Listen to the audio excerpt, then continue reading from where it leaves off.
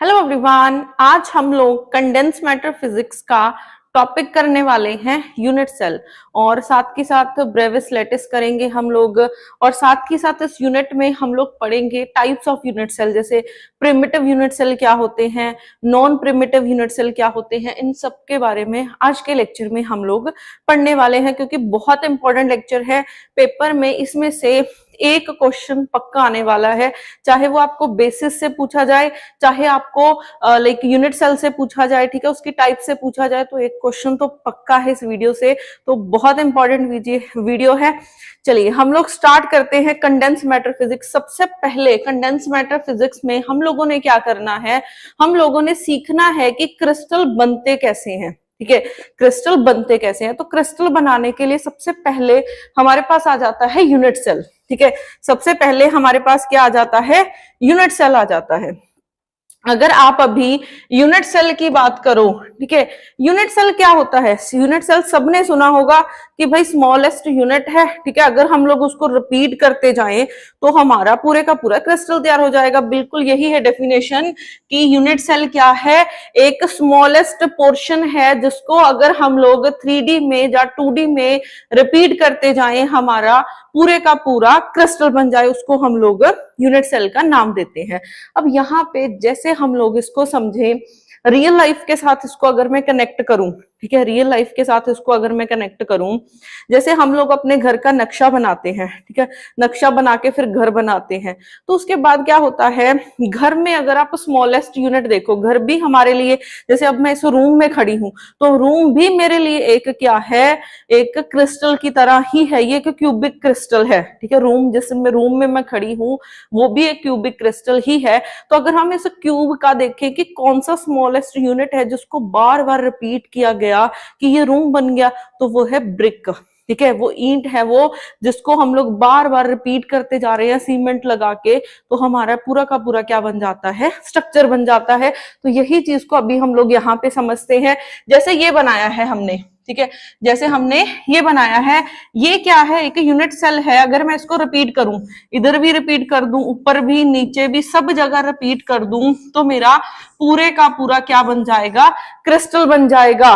पूरे का पूरा क्या बन जाएगा, क्रिस्टल बन जाएगा। उसको हम लोग क्या बोलेंगे, उसको हम लोग यूनिट सेल बोलेंगे। जैसे इस डायग्राम में दिखाया हुआ है, अगर आप इस डायग्राम को देखोगे, ये एक यूनिट सेल है। ठीक है, ये एक यूनिट सेल है। यहाँ पे भी सेम चीज बनी हुई है, यहाँ पे भी अगर आप देखोगे तो सब जगह क्या है, अगर हम रिपीटेडली उसको करते जाएं तो पूरे का पूरा हमारा क्रिस्टल तैयार हो जाता है। ठीक है, तो ये था हमारा यूनिट सेल। अब हम लोग नेक्स्ट करते हैं, अब हम लोग नेक्स्ट चलते हैं। नेक्स्ट आ जाता है हमारा लैटिस। ठीक है, अभी हमने जस्ट ये पढ़ा कि यूनिट सेल क्या होता है, अब हम लोग पढ़ते हैं कि लैटिस क्या होता है।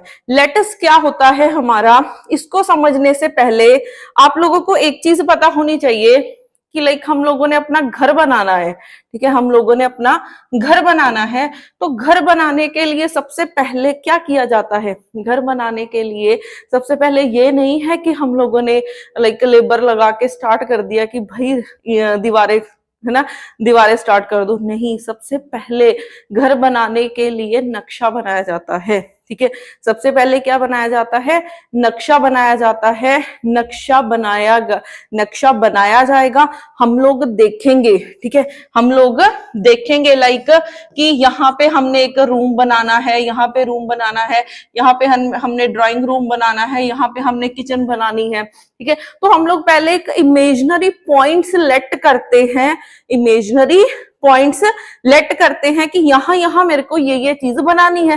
फिर हम लोग उसके ऊपर ईंटें रखते जाते हैं और हमारा क्रिस्टल तैयार हो जाता है। ठीक है, हमारा क्रिस्टल क्या है, तैयार हो जाएगा। तो सेम चीज यहाँ पे है, सेम चीज यहाँ पे है। अगर मैं आपको थोड़ा सा एक ओवरव्यू सा दूं, थोड़ा सा एक ओवरव्यू देती हूँ। जैसे ये बनाया है मैंने, ठीक है, तो ये क्या है, ये हमारा नक्शा है। हमने पहले बनाया कि कहाँ कहाँ पे मेरे को रूम्स बनाने हैं, जो ड्राइंग रूम बनाना है, क्या बनाना है, किचन बनानी है, वॉशरूम बनाने, क्या बनाना है।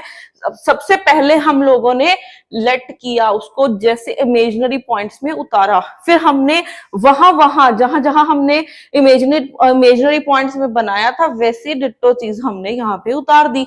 वहां पे हमने दीवारें खड़ी की, ठीक है, वहां पे दीवारें खड़ी की और हमारा घर बन गया। तो क्रिस्टल खड़ा हो गया ना, तो सेम चीज अब बारी आती है क्रिस्टल स्ट्रक्चर बनाने की।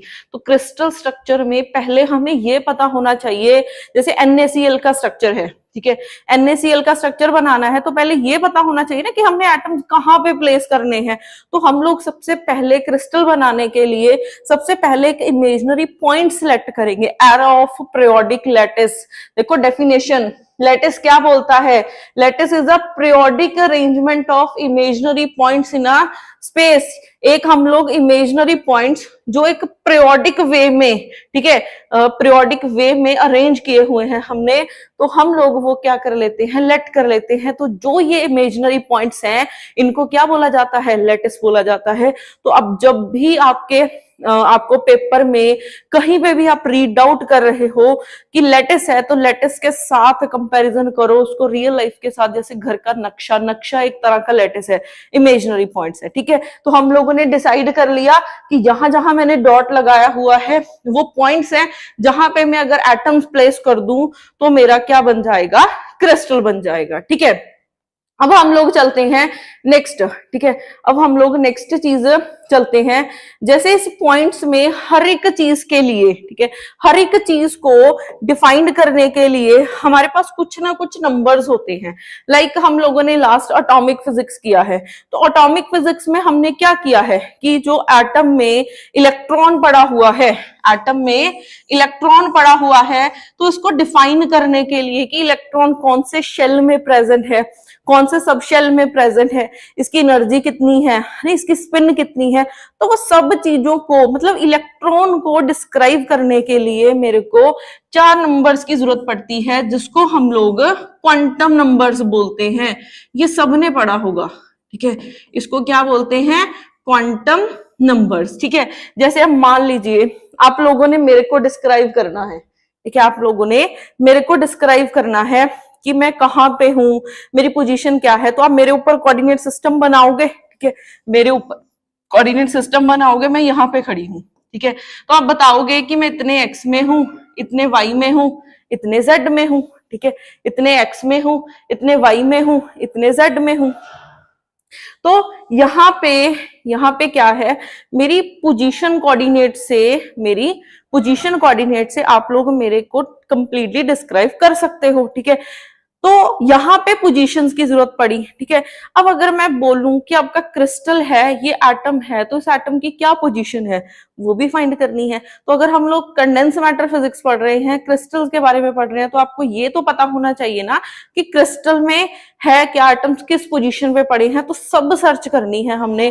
तो एट द एंड कंक्लूजन क्या है इस चीज को समझाने का, कि अगर आपने एटम्स या फिर पॉइंट्स की, लेटेस्ट पॉइंट्स की अगर हमने पोजीशन फाइंड करनी है, तो उसके लिए मेरे को 3 पैरामीटर्स की जरूरत पड़ी, जिसको हम लोग नाम दे देते हैं लेटेस्ट पैरामीटर्स का। अगर हम 2D में हैं तो मेरे को 2 पैरामीटर्स की जरूरत है, अगर मैं 3D में हूं तो मेरे को 3 पैरामीटर्स की जरूरत है, ठीक है, मेरे को 3 पैरामीटर्स की जरूरत है, ठीक है। तो अब देखो, अगर 2D है तो 2 पैरामीटर्स की जरूरत पड़ेगी, अगर 3D है तो 3 पैरामीटर्स की जरूरत पड़ेगी। अब यहाँ पे एक चीज है जो बहुत आपको नोट डाउन करने वाली है, इस पे बॉक्स में बंद करके लाइन में स्टार बना के लिख लेना जब भी लेटेस्ट पॉइंट, क्योंकि ये बहुत यूज होने वाला है आगे, कि जब भी हम लोग लेटेस्ट पैरामीटर्स चूज किया करेंगे तब हम लोगों ने मिनिमम डिस्टेंस देखना है, ठीक है, मिनिमम डिस्टेंस देखना है, मिनिमम डिस्टेंस बिटवीन 2 पॉइंट्स, ये की पॉइंट है जो बहुत ही ज्यादा इंपॉर्टेंट है। ये वाला पॉइंट बहुत ही ज्यादा इंपॉर्टेंट है कि हम लोगों ने लेटेस्ट पैरामीटर चूज करने हैं, दो पॉइंट्स के बीच में डिस्टेंस देखेंगे तो वो हमने ऐसे चूज करने हैं कि जो डिस्टेंस है उन दोनों के बीच में, वो कौन से दो एटम्स लेने हैं, वो हमारे क्या होने चाहिए, उनके बीच में मिनिमम डिस्टेंस होना चाहिए। अब इस चीज को थोड़ा सा मैं एक्सप्लेन करती हूँ, इस चीज को थोड़ा सा अभी मैं एक्सप्लेन करती हूँ। देखो यहां पे एक्सप्लेन करते हैं इसको। तो लेटिस अरेंजमेंट बनी हुई है, ठीक है, लेटिस अरेंजमेंट बनी हुई है। मान लो आपके पास ये बना हुआ है, एक ये है, एक ये एटम्स पड़े हुए हैं, ऐसे बनी हुई है अरेंजमेंट, ठीक है, ऐसे बनी हुई है अरेंजमेंट। तो अब यहाँ पे क्या है, यहाँ पे क्या है, मैंने क्या करना है, एक मिनट,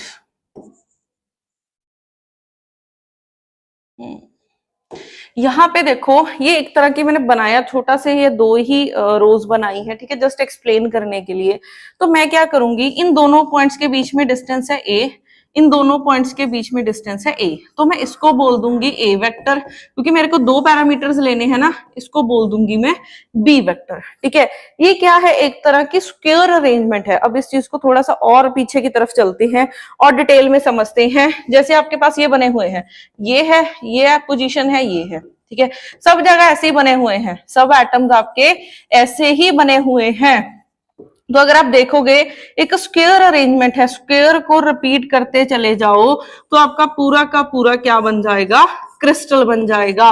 तो ये क्या है, एक तरह की स्क्वायर अरेंजमेंट है, ये क्या है, स्क्वायर अरेंजमेंट है पार्टिकल्स की। तो स्क्वायर क्या होती है, स्क्वायर होती है जिसकी चारों के चारों साइड से इक्वल होती है, तो ये भी इक्वल है, ये भी इक्वल है, ठीक है।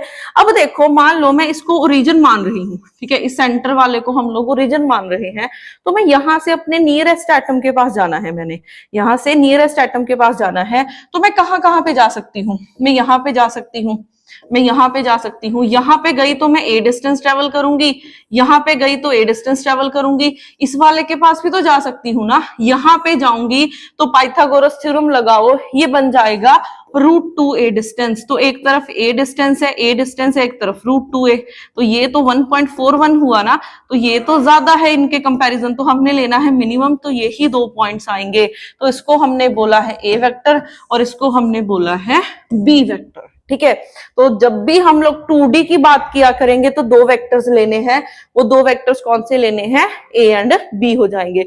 और अगर आप 3D की बात करोगे तो उसमें क्या आ जाएंगे, तीन वेक्टर्स आ जाएंगे, ठीक है। 3D में हमारे पास कितने, 3 वेक्टर्स आ जाएंगे, 3D में हमारे पास 3 वेक्टर्स आ जाएंगे। अब हम लोग नेक्स्ट जो पॉइंट है उसकी बात करते हैं। जैसे अगर मैं, ये तो 2D वाला समझाया ना, अब मैं बात करती हूँ 3D की, ठीक है, अब मैं बात करती हूँ 3D की। 3D में मान लीजिए ये क्यूब है हमारा, 3D में हमारा ये क्यूब है,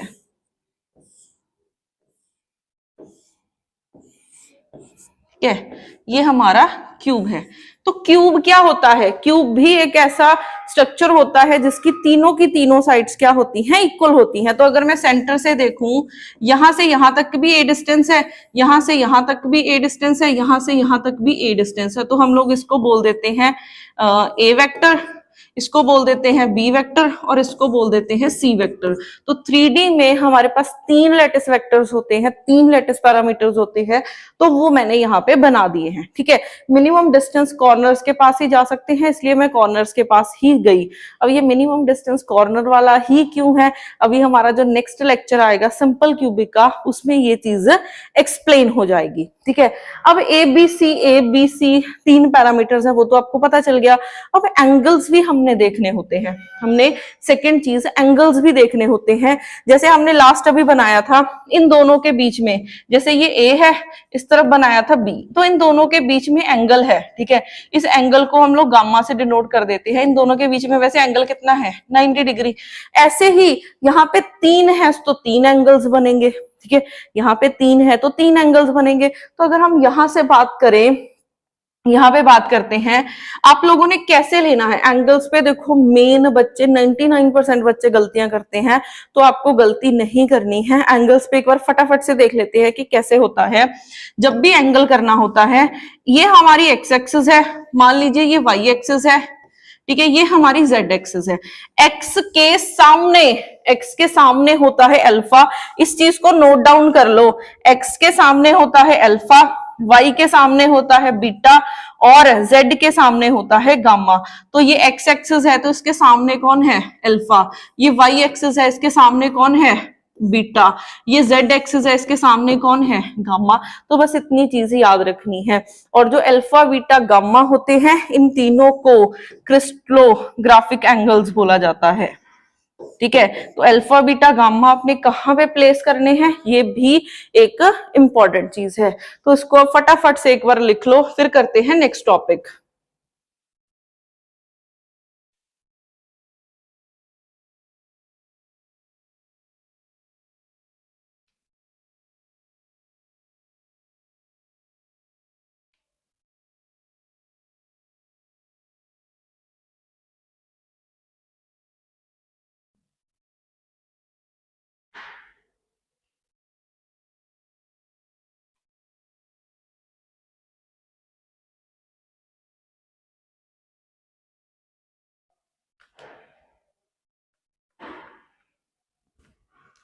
तो अब देखो, अगर आपने ये नोट डाउन कर लिया है, अब नेक्स्ट हमारे पास, तो हमने अभी तक यूनिट सेल पढ़ा है कि क्या होता है, ठीक है, यूनिट सेल पढ़ लिया है क्या होता है, लेटिस पढ़ लिया क्या होता है, लेटिस पैरामीटर्स क्या होते हैं वो पढ़ लिया।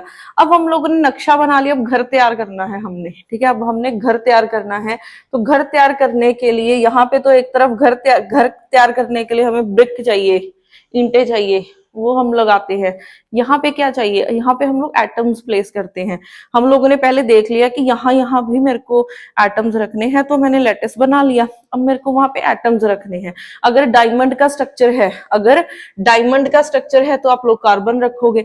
NaCl का स्ट्रक्चर बना रहे हो तो NaCl रखोगे। तो वो डिफरेंट डिफरेंट स्ट्रक्चर्स हम लोग करेंगे। ग्रेफाइट का स्ट्रक्चर है, जिंक सल्फाइड का स्ट्रक्चर है, बहुत सारे स्ट्रक्चर्स है। तो हर एक में लेटिस सेम है, बट एटम्स क्या है, डिफरेंट डिफरेंट है। तो इस चीज को समझना कि क्रिस्टल बनाने के लिए दो चीजों की रिक्वायरमेंट है।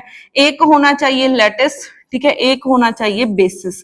बेसिस क्या है, बेसिस बेसिकली एटम्स हैं। बेसिस क्या है, एन एटम। एटम एक सिंगल एटम भी हो सकता है, जैसे डायमंड क्या है, सिर्फ कार्बन से बना होता है, तो वो सिंगल एटम है। तो बेसिस हमारा एक एटम भी हो सकता है, और ग्रुप ऑफ एटम्स भी हो सकते हैं, वो ग्रुप ऑफ एटम्स भी हो सकते हैं। तो हम लोग क्या करेंगे, बाय अटैचिंग, है ना, हमने क्या कर लिया, बेसिस बना लिया। हर एक बेसिस को, ठीक है, इस बेसिस को हर एक लेटेस्ट पॉइंट पे हम लोग प्लेस करते चले जाएंगे, और हमारा क्या बन जाएगा, क्रिस्टल बन जाएगा। तो बेसिकली अगर हम लोग देखें, क्रिस्टल बनाने के लिए मेरे को दो चीजों की जरूरत है, एक चाहिए लेटिस और एक चाहिए बेसिस। हर एक पोजीशन पे हम लोग, हर एक लेटिस पॉइंट पे हम लोग बेसिस रखेंगे, हमारा क्या बन जाएगा, क्रिस्टल बन जाएगा, ठीक है। अब हम लोग थोड़ा सा स्टडी करते हैं बेसिस के बारे में। अब हम लोग थोड़ा सा स्टडी करते हैं बेसिस के बारे में कि बेसिस होता क्या है, ठीक है। जैसे ये डायग्राम बनाया हुआ है, इस डायग्राम में अगर आप देखोगे, इस डायग्राम में अगर आप देखोगे तो इस डायग्राम में क्या है, ये हमारा एक स्ट्रक्चर है, ये हमारा एक स्ट्रक्चर है जिसमें हमारे पास हमने लेटिस की, ये लेटिस बना लिए हैं हमने। फिर हमने ले लिया बेसिस, तो इस बेसिस को हर एक लेटिस पॉइंट के ऊपर प्लेस कर देंगे, तो हमारा क्या बन जाएगा, क्रिस्टल। तो lattice plus basis, lattice plus basis हमारा क्या बन जाएगा, क्रिस्टल बन जाएगा। ये हमारा क्या बन जाएगा, क्रिस्टल बन जाएगा, ठीक है। तो अब हम लोग थोड़ा सा बेसिस के ऊपर देखते हैं, क्योंकि बेसिस इंपॉर्टेंट है, इसके बेस पे पेपर में क्वेश्चंस आ जाते हैं, ठीक है। बेसिस अब दो तरह का, दो क्या बहुत तरह का हो सकता है। लाइक फॉर एग्जांपल, बेसिस में एक एटम भी हो सकता है, ठीक है। जैसे हम लोग ग्रेफाइट का स्ट्रक्चर बनाते हैं, हम लोग ग्रेफाइट का स्ट्रक्चर बनाते हैं, ग्रेफाइट में सिर्फ कार्बन यूज होता है। तो अगर सिंगल कार्बन यूज हो रहा है तो इसमें इसको आप क्या बोल सकते हो, वन एटम बेसिस। इसको क्या बोल सकते हो, वन एटम बेसिस। अब मान लीजिए वन एटम बेसिस है, वन एटम बेसिस को और नाम दे देते हैं, वन एटम बेसिस को मोनोटॉमिक बोला जाता है, ठीक है। वन एटम बेसिस को क्या बोला जाता है, मोनोटॉमिक बोला जाता है। अब मैं मान लीजिए मैं NaCl के क्रिस्टल की बात कर रही हूं, NaCl के क्रिस्टल में क्या है, Na एंड Cl दो एटम्स है, तो दो एटम्स को मेरे को रिपीटेडली रखना पड़ेगा लेटिस के ऊपर ताकि हमारा पूरा क्रिस्टल बन जाए। तो कितने एटम्स का यूज हुआ, दो का यूज हुआ। ग्रेफाइट बनाने के लिए कार्बन का सिंगल एटम था तो वन एटम बेसिस, मतलब उसको मोनोटॉमिक बोला गया। और अगर मैं NaCl के क्रिस्टल की बात करती हूं तो इसमें दो एटम्स की जरूरत पड़ी मुझे, ठीक है, क्रिस्टल बनाने के लिए, तो ये हमारा क्या है, टू एटम बेसिस है। ये हमारा टू एटम बेसिस है और टू एटम बेसिस को क्या बोला जाता है, डायाटॉमिक, ठीक है। ये इसको क्या बोला जाता है, डायाटॉमिक। जैसे मान लीजिए जिंक सल्फाइड का स्ट्रक्चर है, तो इसको भी एक जिंक की जरूरत पड़ी, एक सल्फाइड की जरूरत पड़ी, तो दो एटम्स की जरूरत पड़ी, ठीक है मुझे। तो इसलिए ये भी आपका क्या है, टू एटम बेसिस है। ये भी आपका क्या है, टू एटम बेसिस है, ठीक है। अब हम लोग नेक्स्ट और एग्जांपल्स की बात करते हैं।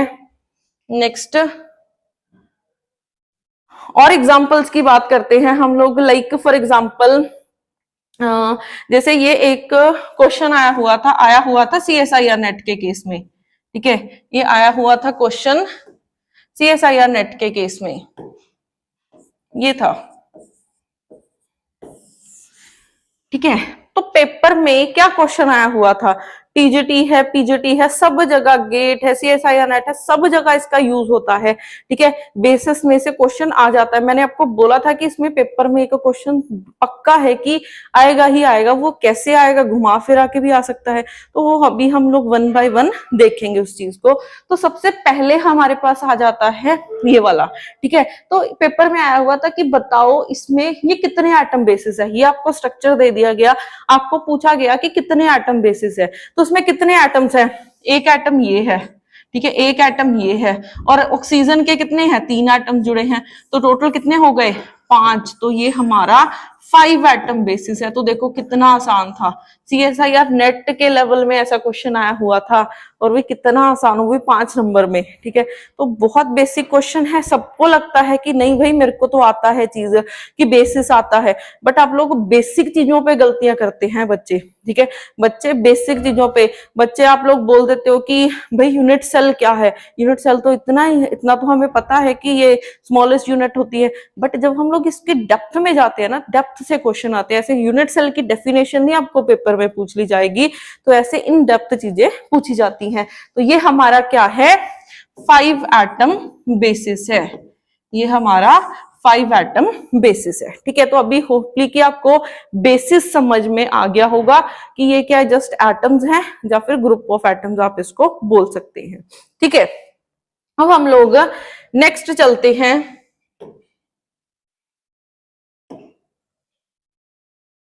अब हम लोग नेक्स्ट चलते हैं टाइप्स के ऊपर, ठीक है। नेक्स्ट चलते हैं टाइप्स के ऊपर। तो टाइप्स में क्या चीज होती है, टाइप्स में आपको क्या करना है, यूनिट सेल की 2 टाइप्स होती हैं और श्योरिटी है इसमें से एक पक्का क्वेश्चन हर बार देखने को मिल जाता है, पक्की है ये चीज। तो यूनिट सेल की टाइप्स क्या होती हैं, यूनिट सेल की 2 टाइप्स होती हैं, एक होते हैं प्रिमिटिव यूनिट सेल, ठीक है, एक होते हैं प्रिमिटिव यूनिट सेल और एक हमारे पास क्या होते हैं, नॉन प्रिमिटिव यूनिट सेल। 2 तरह के यूनिट सेल होते हैं, ठीक है। अब आप लोग ये देख लो कि ऐसा यूनिट सेल, ठीक है, ऐसा यूनिट सेल जिसमें क्या है, अगर ये यूनिट सेल बना है, अगर इसमें सिर्फ एक लेटेस्ट पॉइंट आए, सिर्फ एक लेटेस्ट पॉइंट आए तो उसको आप लोग प्रिमिटिव बोलेंगे, और अगर एक से ज्यादा लेटेस्ट पॉइंट आते हैं तो उसको हम लोग नॉन प्रिमिटिव यूनिट सेल बोलेंगे। तो यहाँ पे डिफरेंशिएट कर दिया मैंने कि जब भी किसी यूनिट सेल में एक लेटेस्ट पॉइंट, अब एक चीज याद रखना, हम लोग जब भी कभी प्रिमिटिव या फिर नॉन प्रिमिटिव चेक करते हैं, इस चीज को तो गांठ बांध लो कि जब भी प्रिमिटिव और नॉन प्रिमिटिव चेक करना है तब हमने सिर्फ लेटेस्ट पॉइंट्स की बात करनी है, हमने एटम्स के बारे में देखना ही नहीं है। चाहे इस यूनिट सेल में मिलियन के मिलियन एटम्स क्यों ना प्रेजेंट हो, एटम से मेरे को कोई मतलब ही नहीं है। तभी मैंने एक लाइन भी लिखी हुई है कि it contains more than 1 atom, ठीक है, इसमें भी मोर देन वन एटम हो सकता है, तो एटम से तो मेरे को कोई लिंक है ही नहीं। तो प्रिमिटिव और नॉन प्रिमिटिव किस वजह से बना कि अगर एक लेटिस पॉइंट है तो वो प्रिमिटिव कहलाएगा, अगर एक से ज्यादा लेटिस पॉइंट्स है, जितने मर्जी आ जाए ज्यादा, तो वो नॉन प्रिमिटिव कहलाएगा। इस चीज को थोड़ा सा अभी हम लोग समझते हैं। ठीक है, अब हम लोग इसको थोड़ा सा समझते हैं कि ये कैसे है। ठीक है, तो इसको समझने के लिए मैं एक लेटिस अरेंजमेंट बनाती हूं। मैं एक लेटिस अरेंजमेंट बना रही हूं।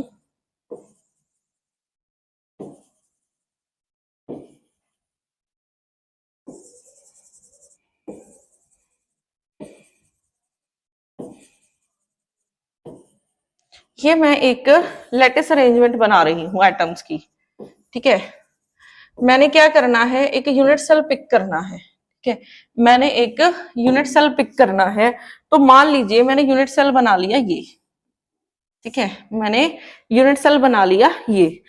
अब आपने अगर चेक करना हो कि भाई ये जो यूनिट सेल है ये प्रिमिटिव है या नॉन प्रिमिटिव है, तो इसको चेक करने के लिए आप बोलोगे कि चार एटम्स, चार लेटिस पॉइंट्स आ रहे हैं तो एक से ज्यादा है तो ये नॉन प्रिमिटिव है। नहीं, लेटिस इसमें कितने नंबर ऑफ लेटिस पॉइंट्स आ रहे हैं ये ऐसे नहीं चेक किया जाता। अब मैं इसकी एक और डायग्राम बनाती हूँ, वहां से क्लियर हो जाएगा। इसको मैं ऐसे बनाती हूँ, इस चीज को मैं ऐसे बनाती हूँ। ये चार एटम्स है ना, ये हमारे क्या है, चार एटम्स है। ऐसे है, चीज ऐसे बना हुआ है। ये थोड़ा सा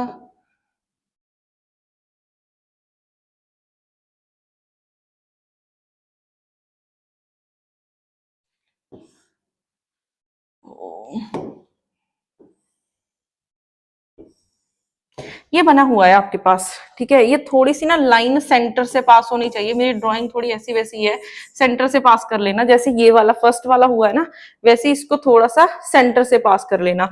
या फिर इसको हम लोग थोड़ा सा दोबारा से ही बना लेते हैं, थोड़ा क्लियर हो जाएगा।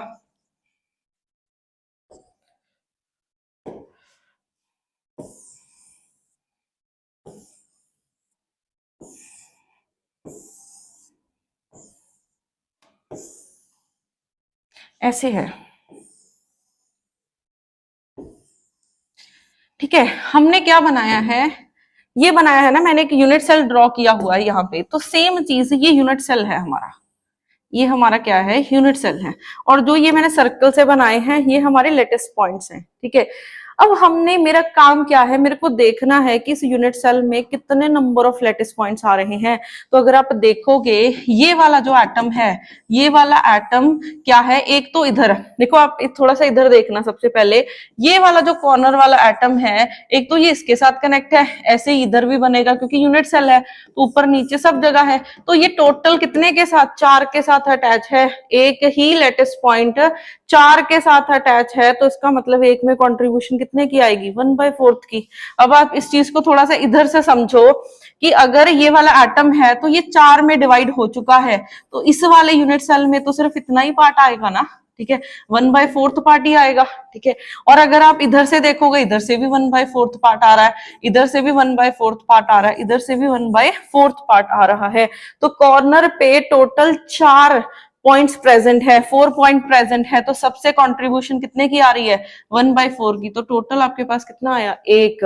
तो इसमें एक लेटिस पॉइंट आ रहा है, तो ये हमारा क्या कहलाएगा, primitive lattice, primitive unit cell कहलाएगा। ये हमारा क्या कहलाएगा, प्रिमिटिव यूनिट सेल कहलाएगा। तो हम लोग ऐसे चेक करते हैं कि किसी में, ठीक है, किसी में कितने नंबर ऑफ लेटिस पॉइंट्स हैं, तो कंट्रीब्यूशन चेक करनी है उसकी। ठीक है, उसकी क्या चेक करनी है, कंट्रीब्यूशन हमने चेक करनी है। अब इसी चीज को थोड़ा सा और देखते हैं, और एग्जांपल्स करते हैं हम लोग। लाइक यस, ये बनाते हैं।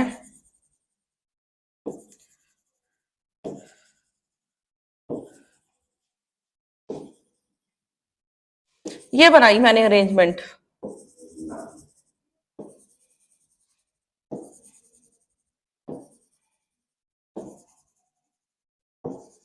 ठीक है, मैंने ये अरेंजमेंट बनाई है।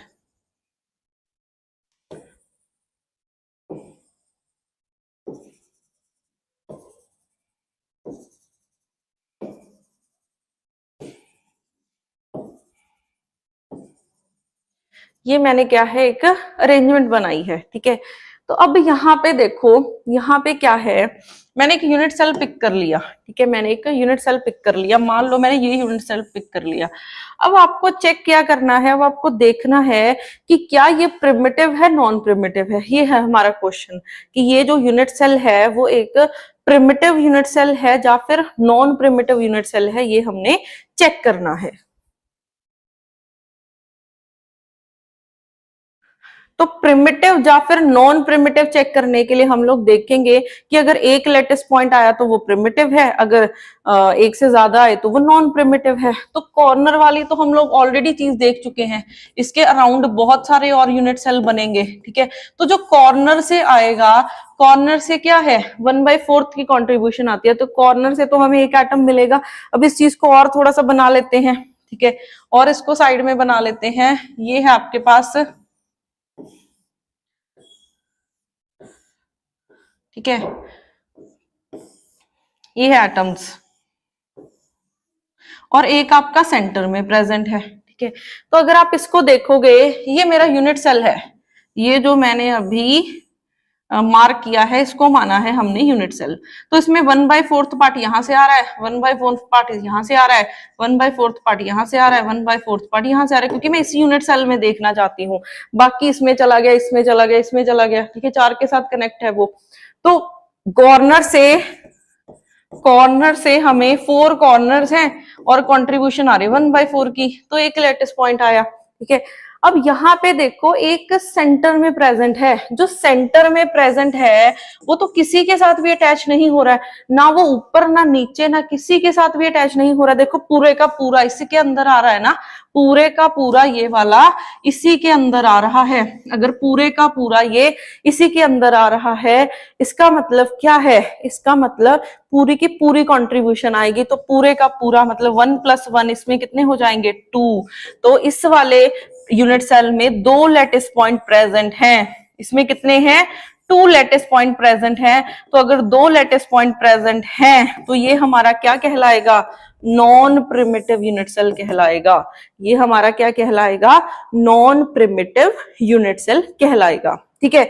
और एग्जांपल्स कर लेते हैं, इस चीज को नोट डाउन कर लो, इसका स्क्रीनशॉट ले लो जल्दी से।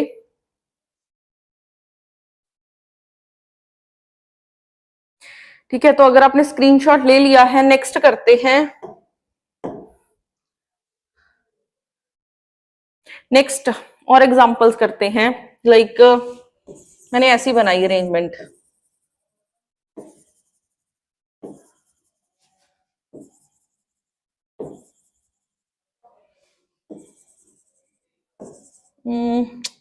रुको,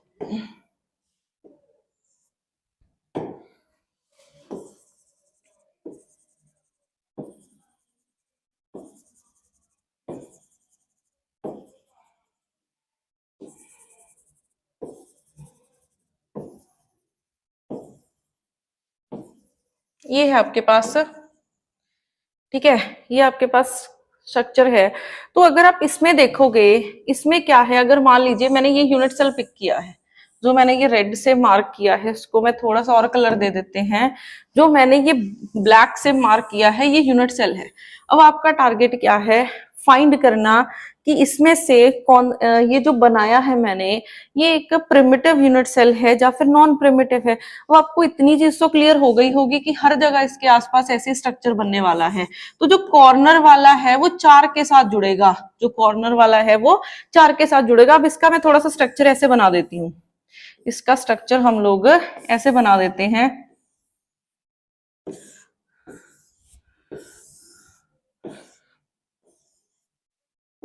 ऐसे है, ठीक है। तो अगर मैं इसको थोड़ा रेड से मार्क कर देती हूँ, जो मैंने रेड से मार्क किया है ये हमारा क्या है, ये हमारा यूनिट सेल है, ठीक है। कॉर्नर वाले से तो अब क्लियर कट है कि 1/4 पार्ट आना है, कॉर्नर वाले से तो 1/4 पार्ट आ रहा है, दिख रहा है। तो कॉर्नर से हमें 4th पार्ट आना है और 4 कॉर्नर है, तो एक एटम आया।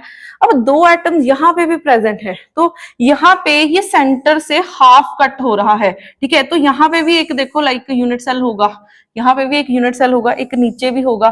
तो ये वाला जो एटम है ये एक ऊपर एक नीचे सिर्फ दो के साथ अटैच हो रहा है। ऐसे ही ये वाला एक ऊपर एक नीचे, इसका मतलब इसका हाफ पार्ट इसके अंदर आ रहा है, इसका भी हाफ पार्ट इसके अंदर आ रहा है। तो दो एटम्स ऐसे हैं जिसका हाफ पार्ट इसके अंदर आ रहा है, तो यहां से आएगा 1। तो 1 + 1 कितना हो जाएगा 2। तो अगर इसमें 2 लैटिस पॉइंट आ रहे हैं, इसमें 2 लैटिस पॉइंट आ रहे हैं, तो ये हमारा नॉन प्रिमिटिव कहलाएगा। ये हमारा क्या कहलाएगा? नॉन प्रिमिटिव यूनिट सेल कहलाएगा। ठीक है, फटाफट से इस चीज का स्क्रीनशॉट ले लो, क्योंकि पेपर में श्योरिटी है क्वेश्चन इसमें से पूछे जा सकते हैं। बेसिक टॉपिक है बट इन डेप्थ क्वेश्चन आते हैं, तो ये वाली चीजें आपको नहीं पता होती है, तो इंपॉर्टेंट है तो बहुत ज्यादा सिंपल और बेस है ये कंडेंस मैटर का। ठीक है, अब उसके बाद हम लोग अभी फटाफट से कर लेते हैं नेक्स्ट हमारे पास जैसे अरेंजमेंट बनाते हैं। नेक्स्ट अरेंजमेंट ऐसी बनाते हैं कुछ,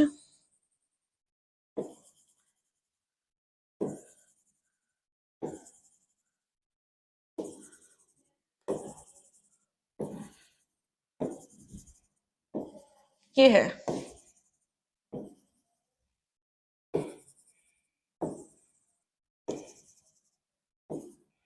ठीक है, ऐसी कुछ अरेंजमेंट बनी हुई है।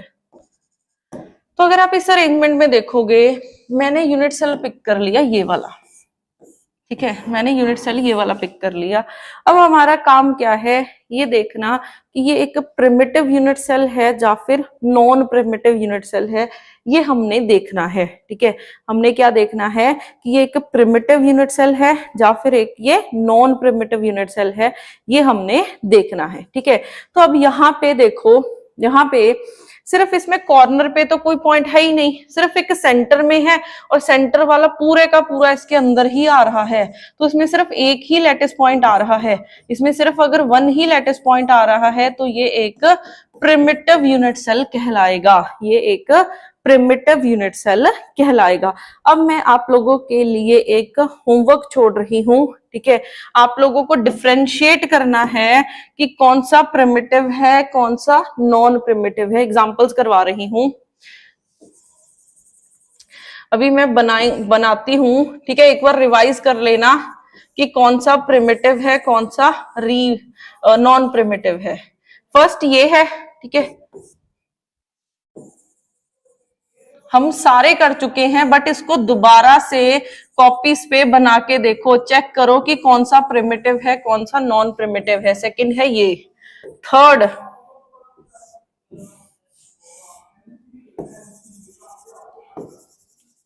थर्ड ये है।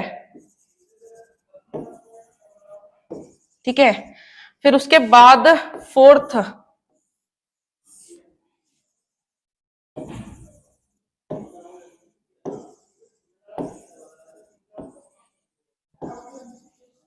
फिफ्थ,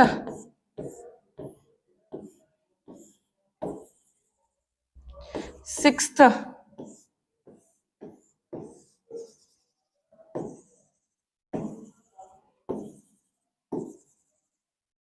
तो ये सारे आपके, एक मिनट,